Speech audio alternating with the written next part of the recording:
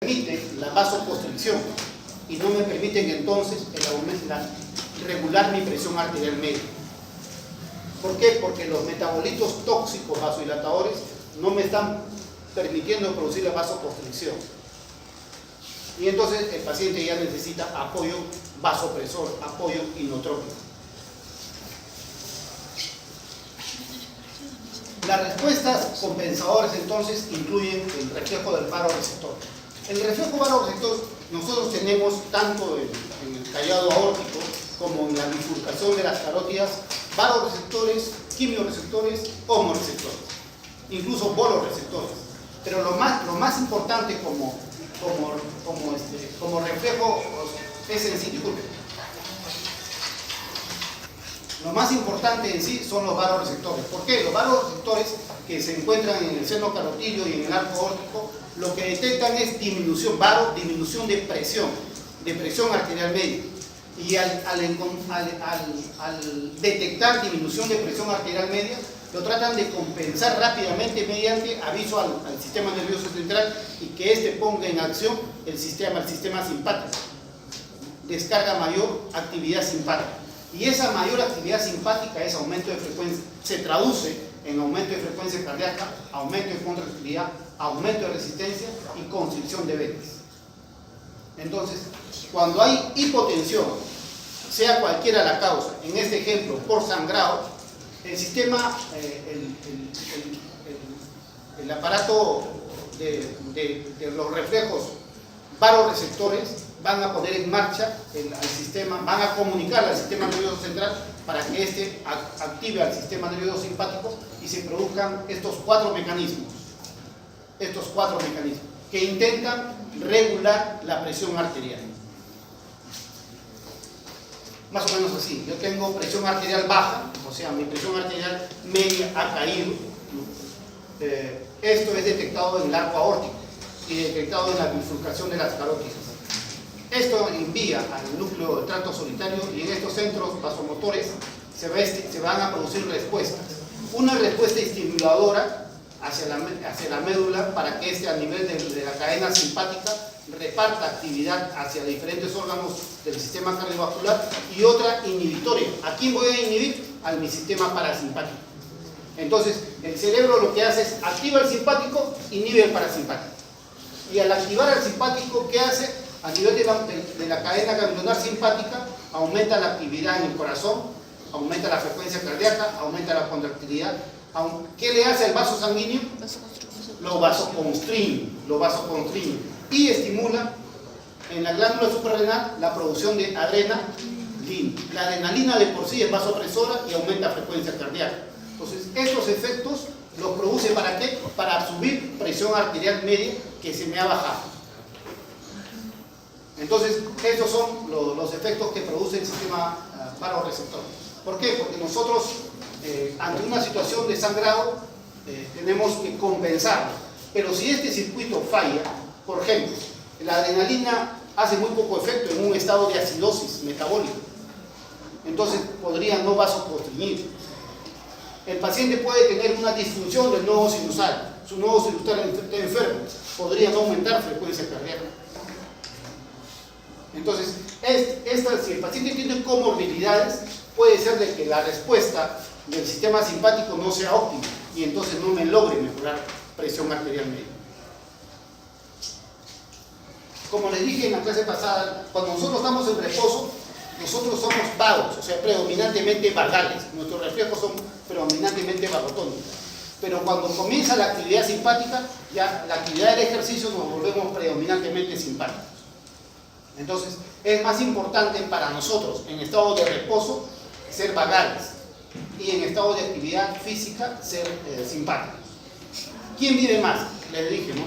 ¿El que late más o el que late menos? El que late menos, ¿verdad? Porque el que late más requiere más consumo de oxígeno de ese miocardio, y si las arterias no le permiten ese adecuado suministro de oxígeno, hacen isquemia, hacen angina y infarto. Otro sistema que se pone en acción ante una hemorragia es este, el sistema renina, angiotensina, aldosterona. ¿En qué consiste? Si nosotros bajamos la presión arterial debido a hemorragia o a otras causas, el aporte al riñón aumenta o disminuye.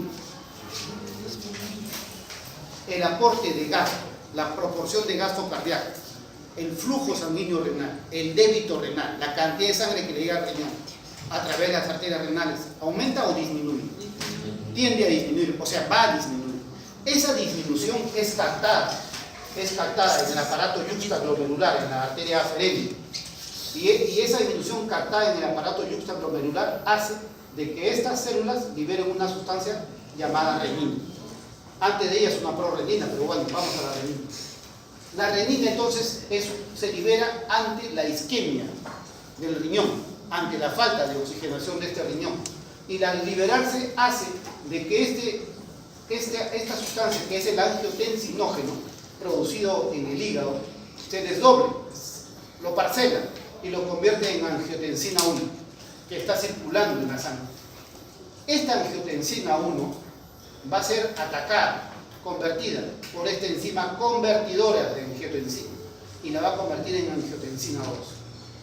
Esta sustancia es la que produce todos los efectos importantes para subir la presión, incluso más importante que la adrenalina. Es tan vasoconstrictora en potencia como la adrenalina, pero ella de por sí sube la presión porque estimula el glándula suprarrenal, aumenta frecuencia cardíaca, produce vasoconstricción, estimula la liberación de mineralocorticoides. Tiene una cantidad de funciones la angiotensina 2, pero además de eso completa el ciclo al estimular la liberación de aldosterona. Y al estimular la liberación de aldosterona, la aldosterona ¿qué hace? Retiene sodio. Al retener sodio aumenta el volumen intravascular porque el sodio jala agua y aumenta la bolemia. Entonces, otro de los mecanismos, aumenta hipotensión, pero que no se da inmediatamente, sino a las horas, digamos, a 30 minutos, 20 minutos o hasta la hora, es este sistema, renina, angiotensina, aldosterona. ¿Para qué? Para aumentar el volumen intravascular a través de su acción de la aldosterona, pero la renina ya tiene acciones previas. Entonces, este cuadrito, digo, tengo un bajo gasto, porque bajó mi presión arterial. Como hay bajo gasto y este bajo gasto es captado a nivel renal, se libera renina. Esta renina actúa sobre este angiotensinógeno y lo convierte en angiotensina. Esta angiotensina es actuada a nivel de la enzima convertidora que actúa sobre ella y la va a convertir en angiotensina 2. La angiotensina 2 va a estimular la liberación de aldosterona, pero esta angiotensina 2 tiene receptores AT1 y AT2. El AT1 es un receptor maligno, el AT2 es un receptor benigno. Es el AT1 el que produce todos los daños asociados a hipertensión arterial. Pero no solamente esto, sino que el bajo gasto, no solamente este es el mecanismo, sino que también produce la liberación de otros factores endógenos como la bradiquinina, que produce a nivel del endotelio la liberación de óxido nítrico, prostaglandina. Estos también intentan, de alguna manera, regular la presión, inhibiéndose para que se produzca vasoconstricción local. Entonces, un sistema en el cual hay sangrado y ese sangrado me produce hipotensión, va a despertar al sistema renina-angiotensina. De esta manera, por ejemplo, cuando mi presión arterial media cae hasta 50, debido, supongamos, a una hemorragia, se va a liberar el sistema renina, mejorando mi presión arterial media de 50 hasta probablemente 75 o 70. Pero si este paciente no libera renina para que despierte este sistema, la presión arterial cae indefectiblemente y no puede compensar. Esto se da en minutos. Otra de las respuestas es la hormona antidiurética. La misma angiotensina 2 estimula a la neurohipófisis para que éste libere esta hormona antidiurética. La hormona antidiurética actúa a nivel de los vasos colectores y lo que hace es retención de agua, retiene el agua. Entonces aumenta el volumen de esa manera intravascular. Pero no solamente eso, sino que la hormona antidiurética, también llamada arginina vasopresina, estimula a los receptores V1 produciendo vasoconstricción. O sea, la hormona antidiurética, arginina vasopresina, tiene dos receptores. V2, sobre la cual produce reabsorción de agua a nivel de tubos colectores, y V1, que produce vasoconstricción de arterias renales, de arterias de mediano calibre. Esto, de alguna manera, mejora la presión arterial, produciendo vasoconstricción porque aumenta la resistencia y aumentando el volumen intravascular. Otras respuestas ante la hemorragia, por ejemplo, son hipoxia. Cuando hay hipoxia, o sea, disminución de la presión parcial de oxígeno, se estimulan los quimioreceptores, ya no los los presoreceptores, ¿no? O vasoreceptores, sino los quimioreceptores. Y los quimioreceptores tienen igual ubicación que los presoreceptores, ¿no? O vasoreceptores. Están también en la bifurcación carotidia y en el arco aórtico. ¿Qué hacen estos quimioreceptores? Detectan, como hay bajo gasto, hay baja presencia de oxígeno. Detectan esa caída de la presión parcial de oxígeno. Y al detectar, comunican al cerebro para que estimula el sistema simpático y produzca vasoconstricción que me aumente la resistencia periférica total y de esa manera me eleve la presión arterial media. Los quimioreceptores, así como el sistema nervioso central, también tienen su sistema de detección de caída de flujo.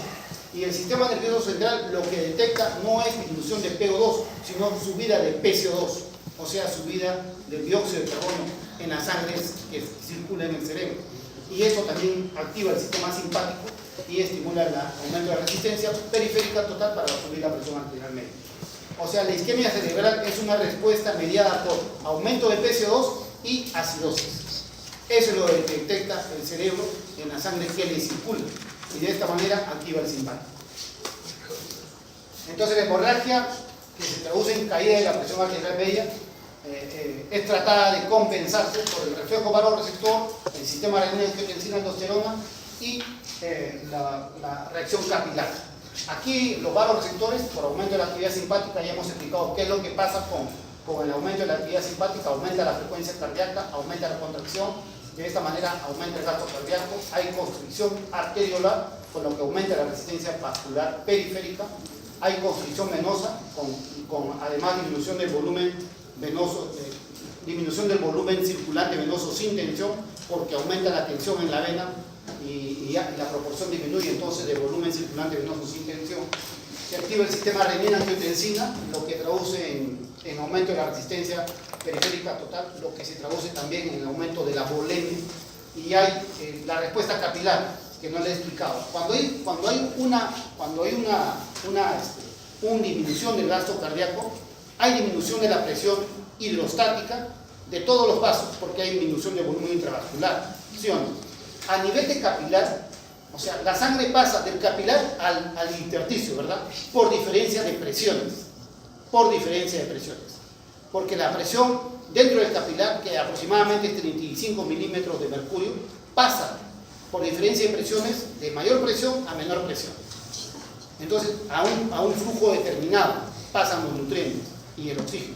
Pero, ¿qué es lo que sucede si la presión mayor, que es en el capilar, disminuye? La gradiente de presión, entonces, hidrostática también disminuye. Y por lo tanto, el flujo del capilar hacia el intersticio disminuye. Y entonces, esto es lo que produce que hay mejore la reabsorción para que el volumen se quede en el lado arterial y no en el intersticio. Y de esta manera aumenta el volumen sanguíneo, aumenta el volumen intravascular. Otra pregunta. Entonces, ante una hemorragia,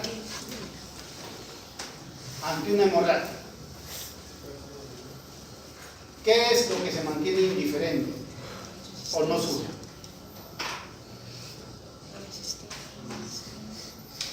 Compensatoriamente, la frecuencia cardíaca tiene que subir.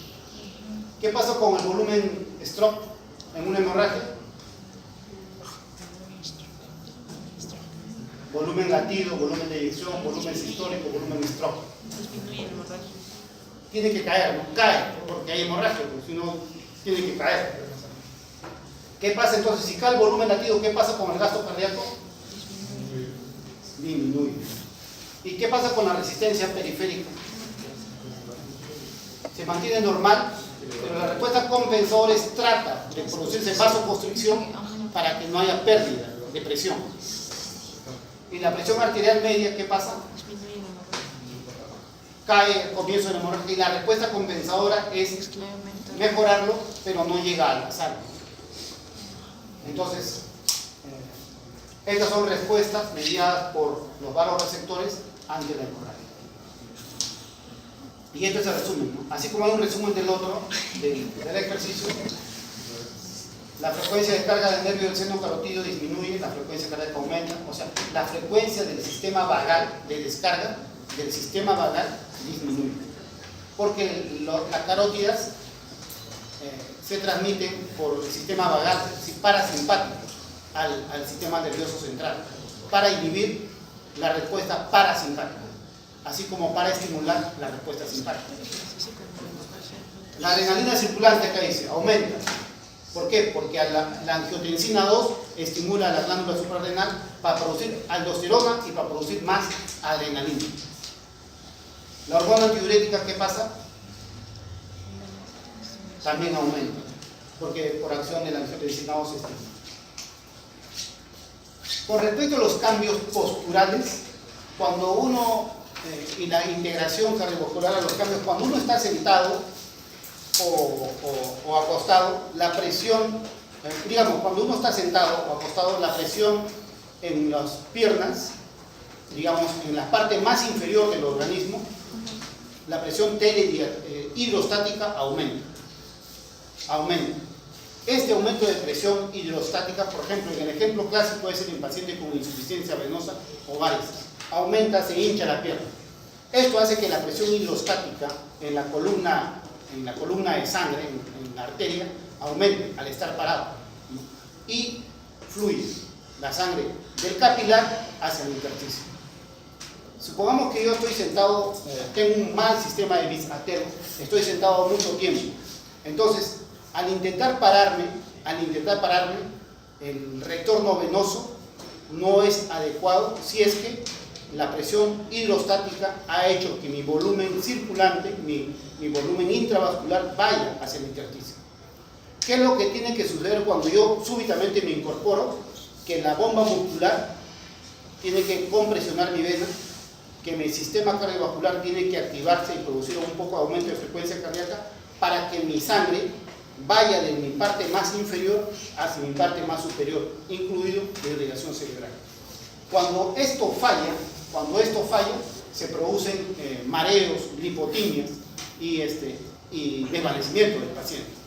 Y eso es lo que llamamos hipotensión ortostática. La hipotensión ortostática, entonces, es debido a la falla en el sistema nervioso periférico que me produce una mala respuesta a la incorporación por mala respuesta en la vasoconstricción, mala respuesta en el aumento de frecuencia cardíaca y pérdida del volumen intravascular debido a la distancia prolongada del estar sentado. Igual, hay el sistema del reflejo varoreceptor, que hay activación simpática, disminución de la actividad parasimpática. El mecanismo es el mismo. Entonces, en la bipedestación hay acúmulo de sangre en las venas. Esto hace que el retorno venoso no sea lo suficientemente adecuado. Esto me despierta al reflejo varoreceptor para que aumente la actividad simpática. Y este aumento de la actividad simpática es lo mismo para los tres procesos, ¿no? Para ejercicio, para quemadura, para hipotensión. Aumenta frecuencia cardíaca, aumenta gasto y contracción. Hay constricción arteriolar de las zonas plásmica y renal para que la sangre se vaya a nivel central. Y hay constricción venosa y disminución del volumen de sangre venoso sin tensión para aumentar la presión arterial media. Muy bien. Entonces, este es el resumen igual de las respuestas cardiovasculares a la incorporación, o sea, al ponerme de pie.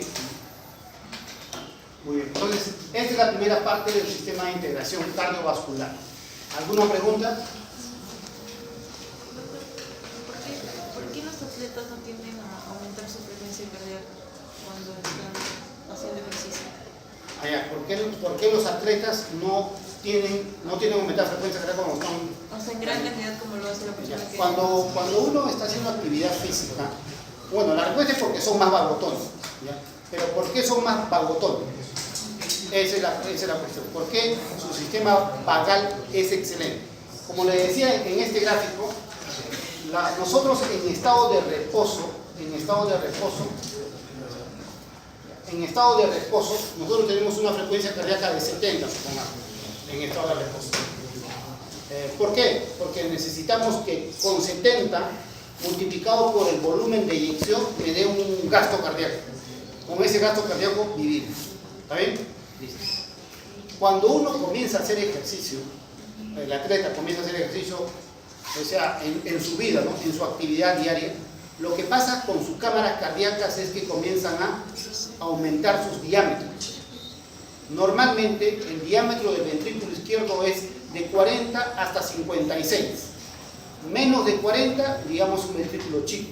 Más de 56 es un corazón dilatado, grande. Entonces, ese es el valor normal del ventrículo izquierdo. Cuando uno hace actividad física, no solamente aumenta la pared, el grosor del músculo cardíaco, también aumenta el diámetro, ¿ya? O sea, hay una hipertrofia fisiológica. De tal manera de que cuando este corazón grande, hipertrófico, fisiológico, se contrae, la potencia de su contracción, con una cavidad más grande, va a expulsar gran volumen. De tal manera que al final, multiplicado por su frecuencia cardíaca, me va a dar un buen gasto cardíaco. Entonces, él no tiene por qué expulsar cada rato sangre, porque con un solo latido, digamos, produce un gran gasto cardíaco, que es suficiente para nutrir a todo su organismo. En cambio, el que no es atleta, su gasto cardíaco, su latido produce un volumen sistólico pequeño. Entonces, para obtener un buen gasto cardíaco, ¿qué tiene que hacer? Aumentar la cantidad de latidos. Para mantener un gasto cardíaco. Y ese gasto cardíaco irrigue a todo su cuerpo. Eso se produce, por ejemplo, si el atleta pesa 70 kilos y el no atleta pesa 70 kilos. En esas condiciones. El atleta con 70 kilos, probablemente su latido sea 50. El no atleta con 70 kilos, probablemente su latido sea 80. O sea, ambos, para producir el mismo gasto cardíaco, este tiene que latir 80 y este basta con 50. Lo mismo se traduce en la actividad física al ejercicio.